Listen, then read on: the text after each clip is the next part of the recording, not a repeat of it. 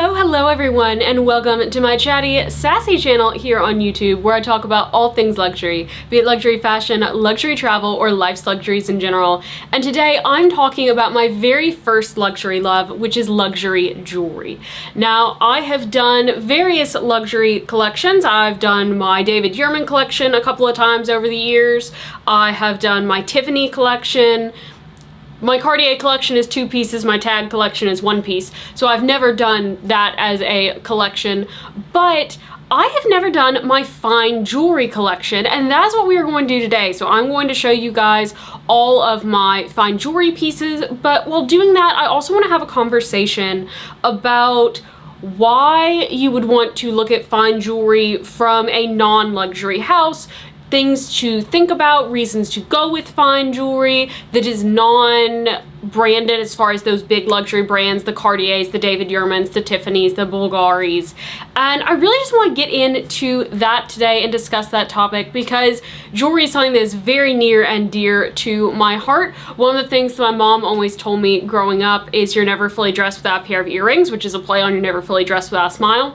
And so I have always loved jewelry growing up. My very first luxury pieces were luxury jewelry pieces from Tiffany, and so it's something that's very, very special to me.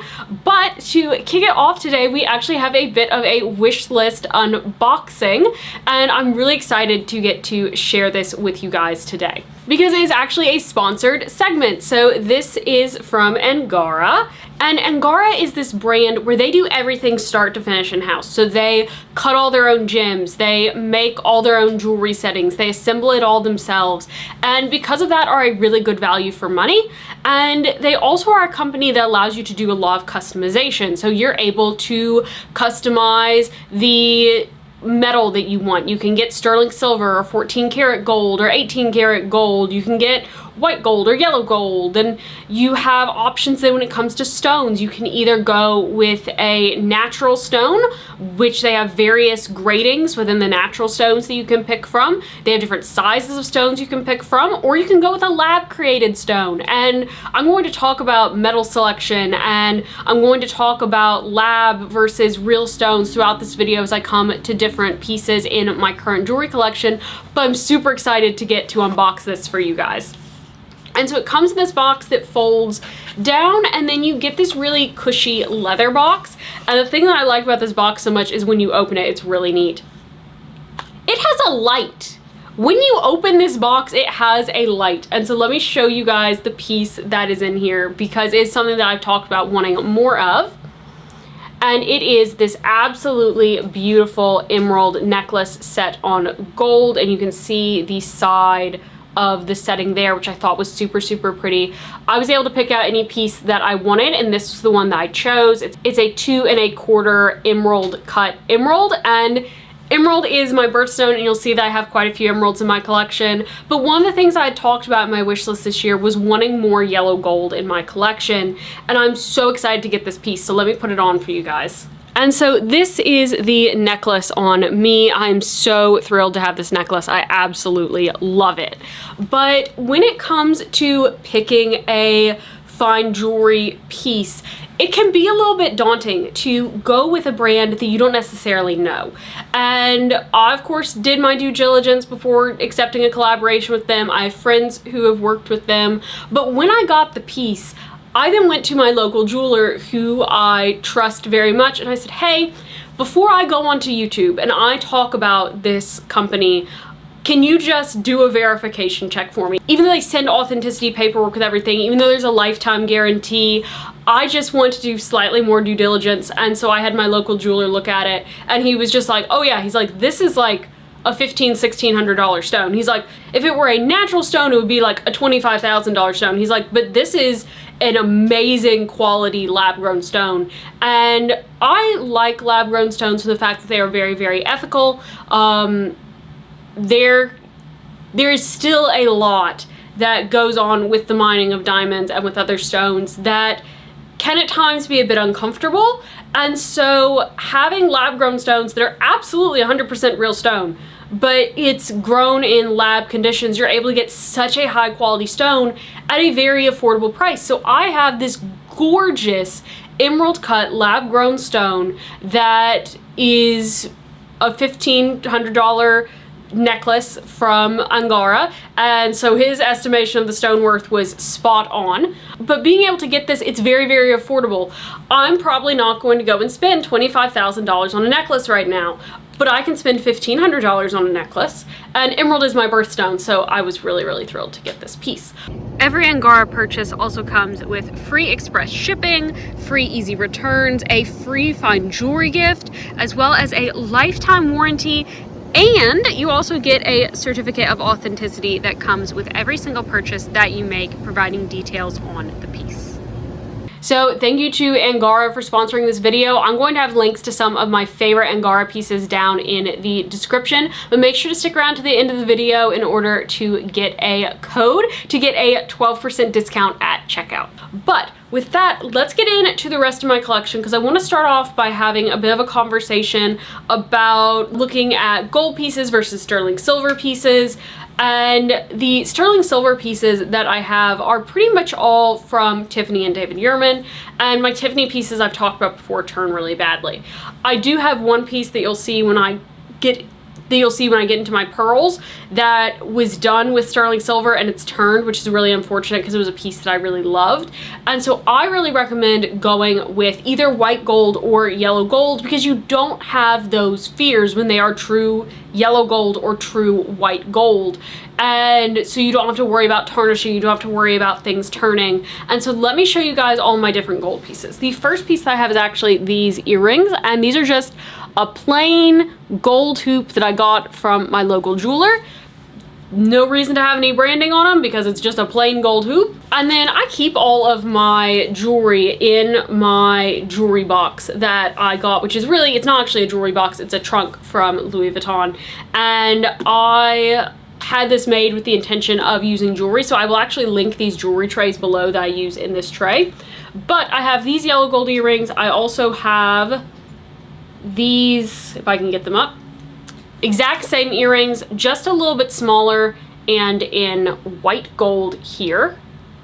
And so again, just very plain $100 pair of earrings, but I've had them for 10 years and no tarnishing, no turning. So if you're gonna spend $20, $30 on a pair of costume hoops that you're going to have to replace 3 or 4 times, you're gonna have to replace them every couple of years, you're better off just investing in that gold piece to begin with, because then you don't have to replace it. You're going to have it forever. The next thing that I want to call attention to are gold rings. So this is actually a gold and diamond ring that was Blake's great-grandmother's that I inherited, that I think is just a really beautiful old antique gold piece. Again, no tarnishing because it's actual gold.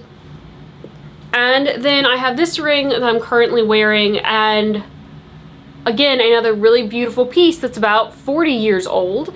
And this was actually the gift that my grandparents gave to my mom when my dad graduated with his PhD, because she worked so that he could get his PhD and not have to be burdened with excess student loans. So again, another beautiful gold piece that has lasted and is still just as gorgeous as it was the day that my mom got it. And then from there we really move into gold and diamond pieces. So I have this very small cross necklace on gold chain that was my mother-in-law's. It's just a wonderful little petite gold piece. And then the last of my yellow gold jewelry is a really sentimental piece to me.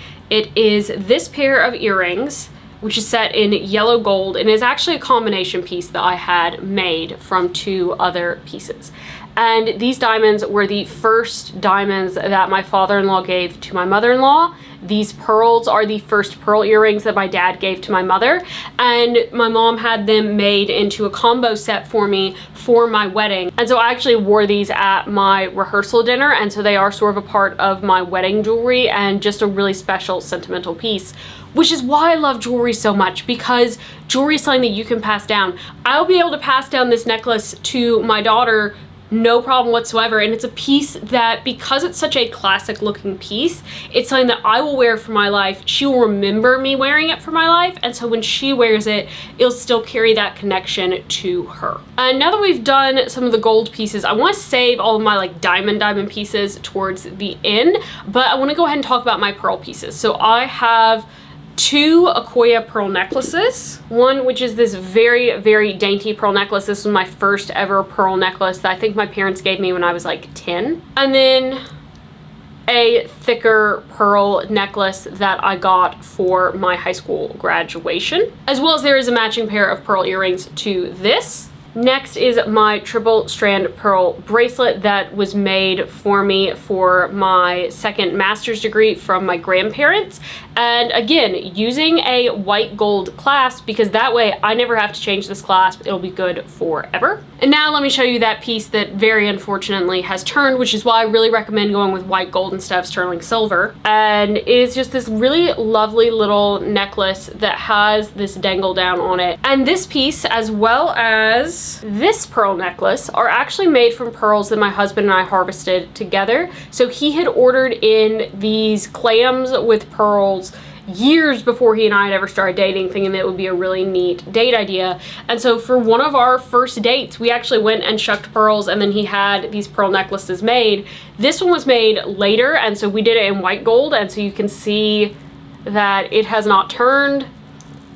Unfortunately, my favorite one, which has these gorgeous blue navy pearls at the bottom of it, has turned because it was done in sterling silver. But that's one of the things I love about jewelry, is that you can make almost anything that you want. And these are some of the earrings that I had made to go along with these pieces from my husband. And it's just this one, there's obviously a matching one that have the pearls in a triangle, because I just thought that would be really neat and different. And that's one of the things I love about jewelry, is getting to make pieces your own. And so let me move on to some of the diamond pieces, because my absolutely most important diamond piece is something that we made on our own. But before we get to that, I'm going to show you the other diamond pieces, starting with my diamond and pearl necklace. This beautiful piece I got for my 25th birthday from my parents, and this is a really just gorgeous, gorgeous necklace, and it looks a lot like the Tiffany Victoria. In fact, it looks identical to the Tiffany Victoria.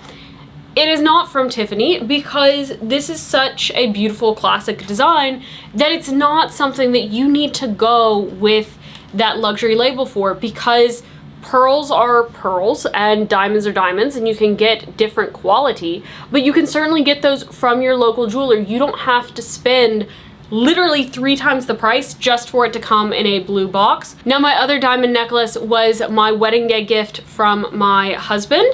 And it is this beautiful diamond necklace that is an oval diamond set in an oval halo, which I think is just absolutely beautiful and stunning. And so I actually did wear this on our wedding day, as I had not picked a necklace to wear on my wedding day, and he actually gifted this, and it was just absolutely the perfect finishing touch to my wedding look. Now, next up is a beautiful pair of pave diamond earrings, and these were, again, a gift from my parents for graduation, and these are just so stunning. I think that these were for my first master's graduation, and they are actually a replica of a pair that is within the British Royal Family collection that Kate Middleton has worn.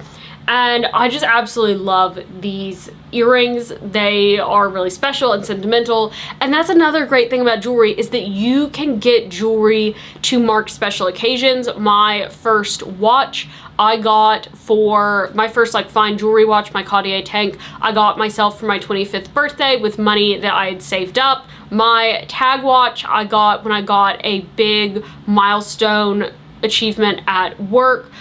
As I've talked about throughout showing you these pieces, I've had different milestones for graduation, for big birthdays, all of which are represented by jewelry. And I think that is so important. It's also something that's very tied in with my husband and I's love story. And so I love that about jewelry. I love that jewelry is something that is so permanent that you are able to mark all these important moments with it. And it makes jewelry a really great gift to give someone, particularly for those special milestones, like big birthdays, like birth of a child, like graduations. And so make sure to think about getting some jewelry, and you can have your money go so much farther with fine jewelry than you can with things like luxury bags, luxury shoes. And don't get me wrong, I love my luxury bags, my luxury shoes, but when it comes to those big milestones, I want those permanent items.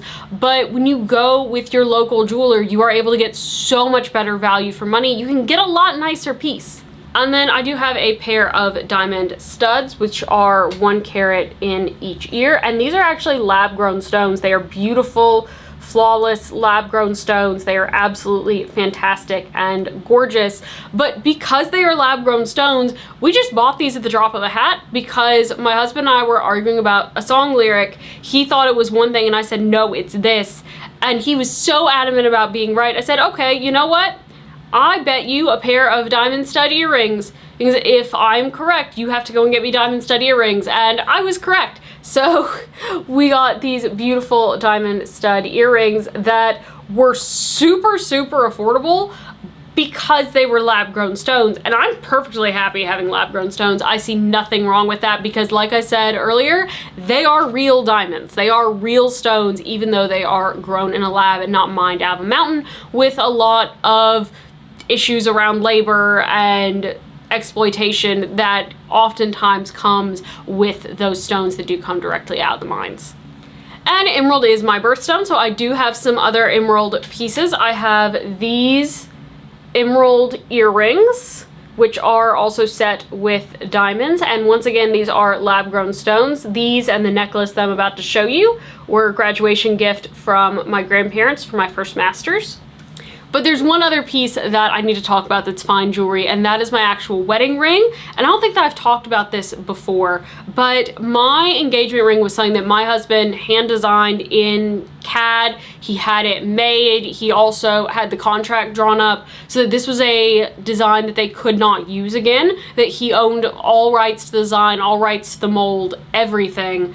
And so we had this ring made. And it has this shallow basket mount, which I'd seen on a ring in Tiffany, which was gorgeous. And so I had that replicated here so that I wouldn't hit things all the time. I'd seen another ring that had baguettes on the side with halos that I thought was amazing. We incorporated that, but I wanted a princess cut, so we did it as a princess cut. And then for my wedding band, we did alternating diamonds and emeralds because emerald is my birthstone. I'm also a Slytherin, so this ring is a bit Slytherin with it being white and green. And then because my wedding band is kind of a weird shape, because this is a low mount, the wedding band had to be made in a weird shape to match that. We actually had the ring soldered, and so this is all one piece now.